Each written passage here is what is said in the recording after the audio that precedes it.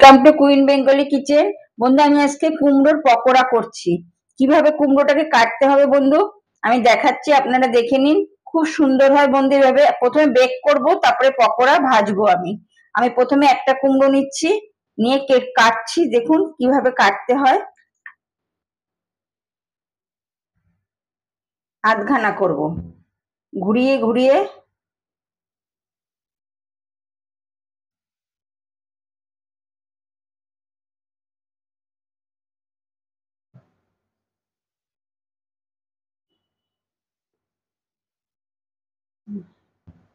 আমি দু টুকরো করে নিয়েছি। এবার ভেতরের অংশটা, দানাগুলো যে সাইডটা আছে, এটা আমি আস্তে আস্তে কাটবো।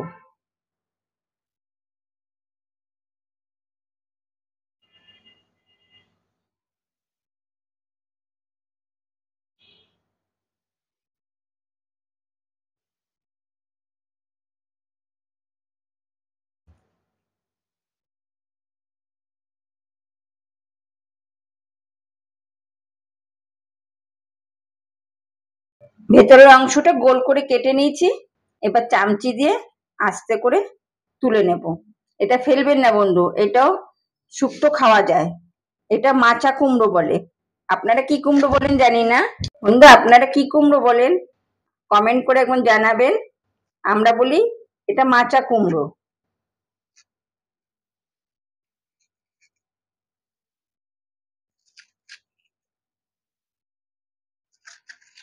দানার যে অংশটা পুরো আমি ফেলে দিলাম, একদম তুলে পরিষ্কার করে, একদম ভেতরে দানা থাকবে না, একদম।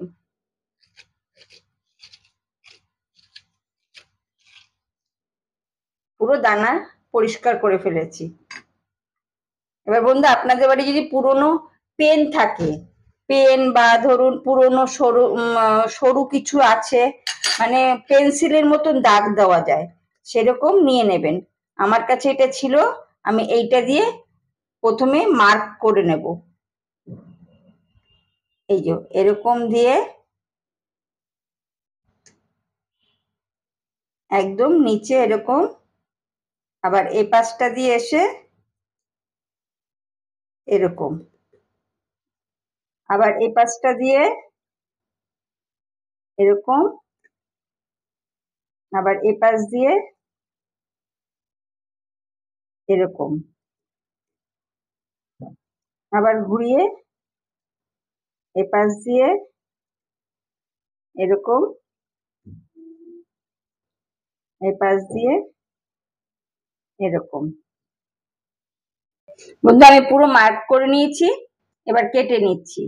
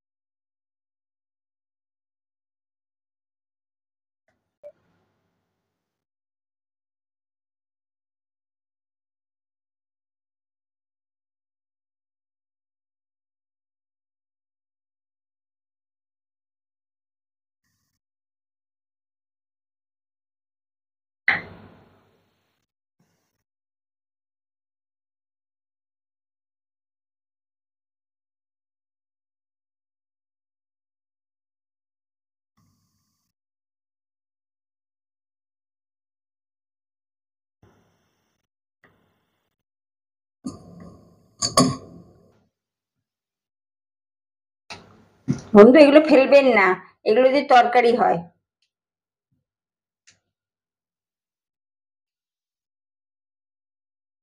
আমি এরকম কেটে নিয়েছি ফুলের মতন।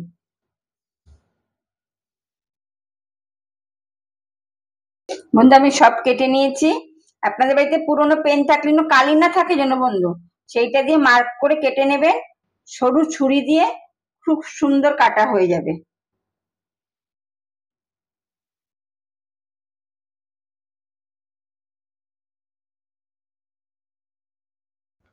এবার আমি এগুলো সরিয়ে রাখছি, সরিয়ে রেখে একটা ব্যাটার গুলে নেব।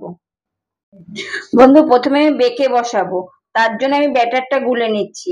আমার কৃষ্ণনগরে এক ভাই আমাকে কমেন্টে জানিয়েছিলে, দিদি তুমি কোথা থেকে ইস্ট কেনো। ইস্ট ভাই দু রকমের হয়, একটা হলো ড্রাই ইস্ট আর একটা হলো এরকম চাক ইস্ট। এই চাক ইস্ট জানি না ভাই অনলাইনে পাওয়া যায় নাকি।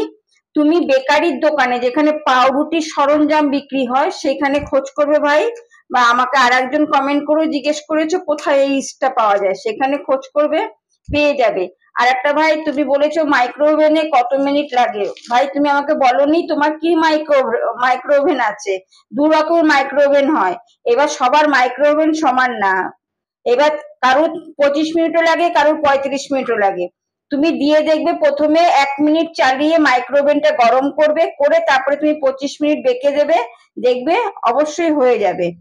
আমি মাইক্রোওভেনে খুব কম করি, কেন কড়াই সবার আছে, গ্যাস ওভেন সবাই আছে, এই প্রসেসটা দেখালে সবাই করতে পারবে। এবার তুমি দেখতে থাকো আমি কি করে এই ব্যাটারটা গুলছি। আর ভাই তোমাদের মধ্যে শেয়ার করে দেবে আমার ভিডিওটি, নিশ্চয়ই জানাশোনা তোমাদের যারা আছে তাদের মধ্যে শেয়ার করে দেবে। আর তোমাদের জানাশোনা থাকলে তাদের সাবস্ক্রাইব করে রাখবে, যেন আমার ভিডিওগুলো তাড়াতাড়ি প্রচার হয় তোমাদের মধ্যে। এবার ব্যাটারটা ভাই গুলছি, তুমি দেখো। আমি 2 চামচি কর্নফ্লাওয়ার নিচ্ছি,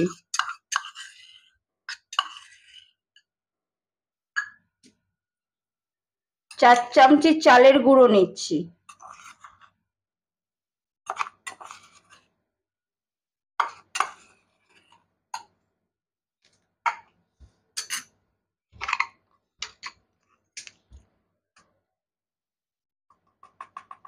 সিকি চামচি বেকিং পাউডার নিচ্ছি,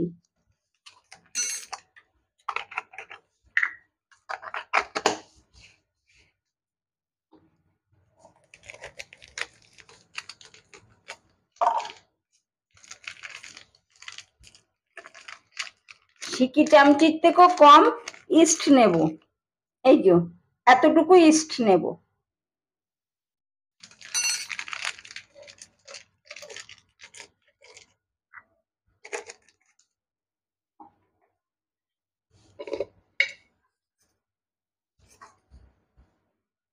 সিকি চামচির কম লঙ্কার গুঁড়ো নেব,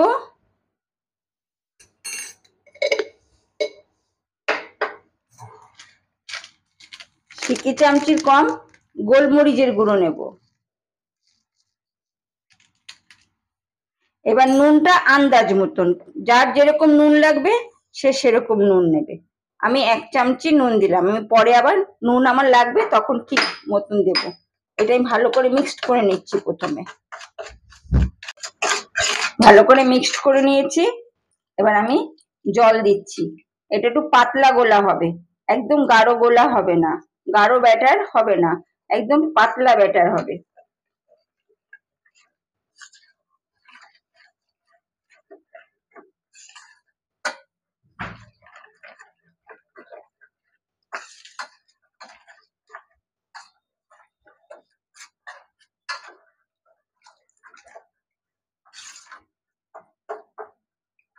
ব্যাটারটা ভালো করে খুব সুন্দর করে 10 থেকে 15 মিনিটের মতন এরকম করে গুলে নিতে হবে।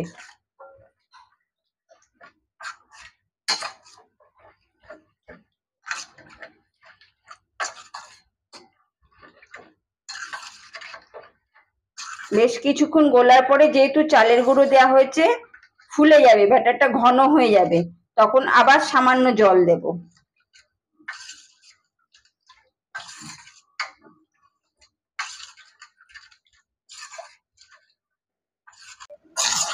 মধ্যে এরকম পাতলা হবে।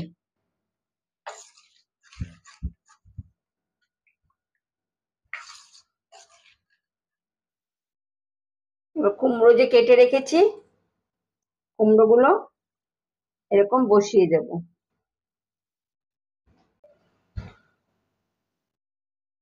এবার বন্ধু কড়াইতে জল গরম বসিয়েছি, এই জল গরমের মধ্যে থালাটাকে দিলাম, গ্যাস বাড়িয়ে দিলাম, চাপা ঢাকা দিয়ে দেব। বন্ধু ওই থালাটায় হচ্ছে না, ওই ঢাকাটায় আমি এইটা দিয়ে চাপা দিচ্ছি। 10 মিনিট পরে আমি আসছি। বন্ধু 10 মিনিট হয়ে গেছে, এবার দেখি তুলে।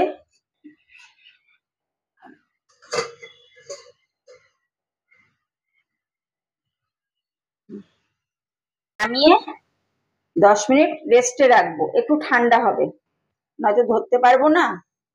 বন্ধু এটা ঠান্ডা হতে হতে আমি পকোড়ার একটা চাটনি বা সস বানিয়ে নেব। কয়েক টুকরো কুমড়ো দেবো,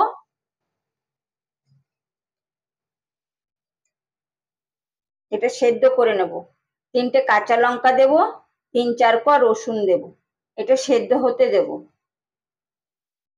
বন্ধু কুমড়ো গলে গেছে, গ্যাস অফ করে দিচ্ছি। আমি মিক্সচার গ্রাইন্ডারের মধ্যে এগুলো নিয়ে নেব সব।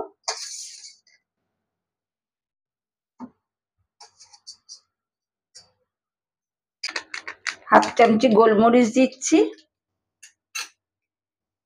হাফ পাতিলেবুর রস দিচ্ছি,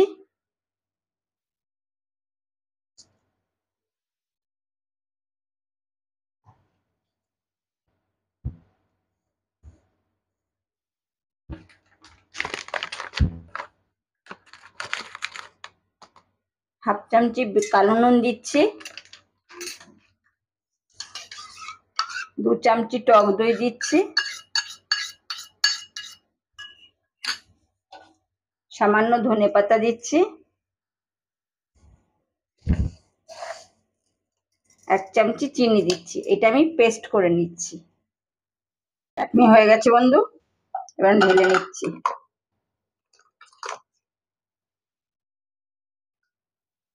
বন্ধু এরকম চাটনি করে খাবেন, অন্য কিছুর সঙ্গে খাওয়া যায়, পকোড়া, যে কোনো পকোড়ার সঙ্গে দুর্দান্ত লাগে এই চাটনিটা। বন্ধু পকোড়ার ব্যাটার গুলে নিচ্ছি, এবার যেটা আমি দিয়ে ফ্রাই করব সেই ব্যাটারটা। 4 চামচি বেসন নিচ্ছি, 2, 3, 4, ছোট 1 চামচি নুন দিচ্ছি,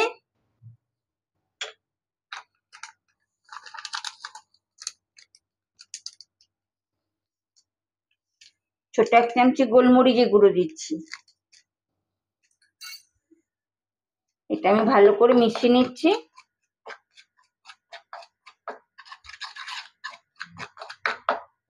একটা ডিম দিচ্ছি,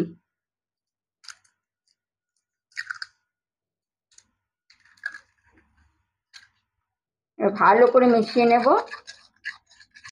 সামান্য জল দেব। ব্যাটারটা বন্ধু অনেকক্ষণ মেশাতে হবে, ভালো করে ফেটিয়ে নিতে হবে ব্যাটারটা।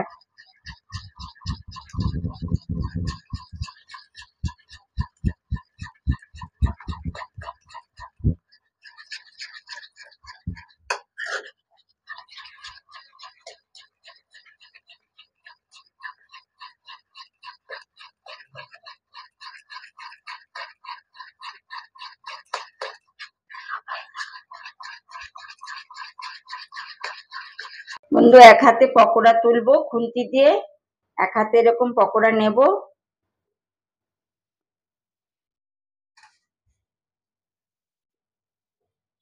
আর এক হাতে উপর দিয়ে ব্যাটার দেব।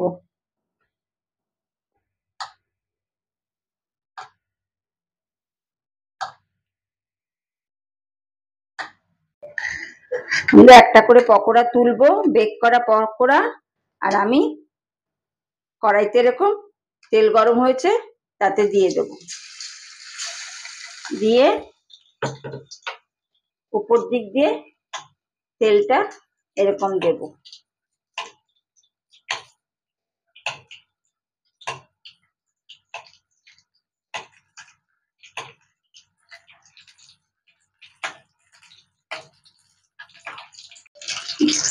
বন্ধু ফ্রাই হয়ে গেছে, কুমড়ো একদম গলে গেছে।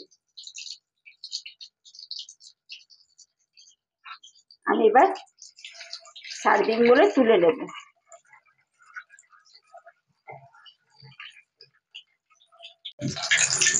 বন্ধুরা আমি এবার সার্ভিং বলে তুলে রাখবো, এক এক করে সব ভেজে নেব।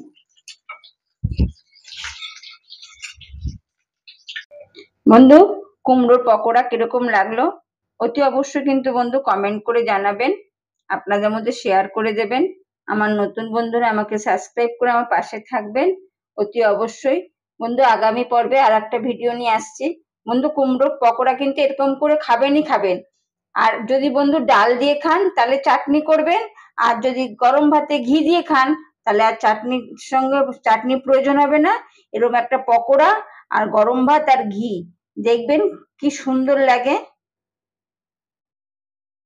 একদম এরকম এরকম মচমচা হয়ে যাবে।